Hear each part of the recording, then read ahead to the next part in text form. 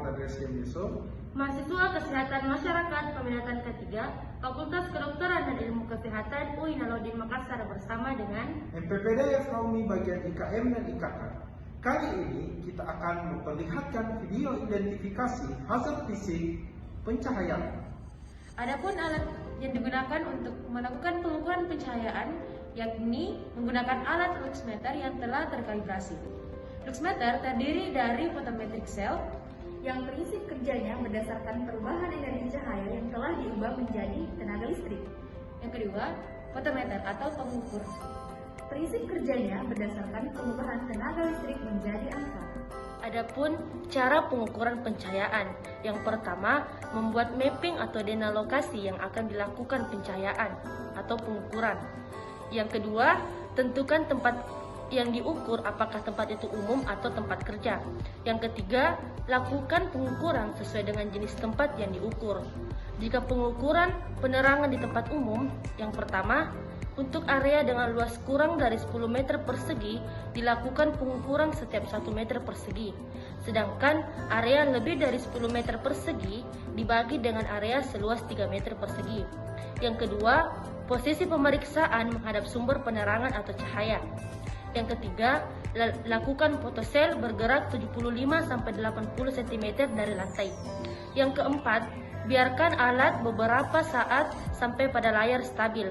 Kemudian berpindah tempat dengan jumlah titik berdasarkan luas. Yang kelima, jumlahkan nilai pencahayaan dan rata-ratakan.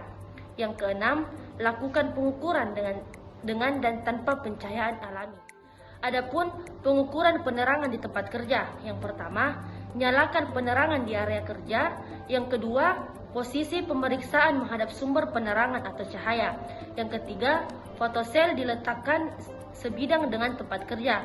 Yang keempat, lakukan pengukuran paling sedikit 5 titik pada bidang kerja tersebut dan hitung rata-rata hasil pengukuran. Setelah melakukan identifikasi risiko bahaya pencahayaan, selanjutnya kita akan bahas tentang pencegahan dengan prinsip 5 level of prevention. Yang pertama, health promotion. Yang kedua, specific protection. Yang ketiga, early diagnosis and prompt treatment. Yang keempat, disability limitation. Dan yang kelima, rehabilitation. Yang pertama, health promotion, dengan melakukan penyuluhan terkait pencahayaan yang baik dan sesuai dengan tempat kerja. Yang kedua, membuat poster atau pamflet tentang pencahayaan sesuai dengan pekerjaan. Yang kedua, specific protection, yakni melakukan pengukuran pencahayaan secara komprehensif terhadap semua ruangan untuk mencegah terjadinya penyakit akibat kerja dengan cara mengurangi risiko dengan menggunakan kacamata anti radiasi ataupun menetapkan prosedur kerja secara aman untuk mengurangi risiko lebih lanjut. Yang ketiga, early diagnosis and prompt treatment, yakni dengan kenali gejala astenopia, yaitu mata lelah, seperti iritasi pada mata, sering melakukan pekerjaan dengan pencahayaan buatan atau lampu yang redup.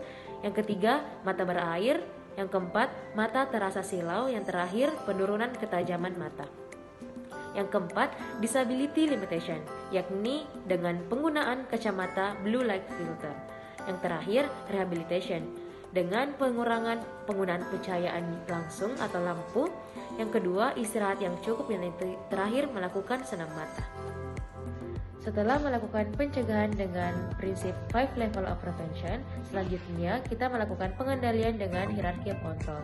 Yang pertama, eliminasi, yakni menghilangkan sumber bahaya. Yang kedua, substitusi, menggunakan pencahayaan langsung berupa cahaya matahari.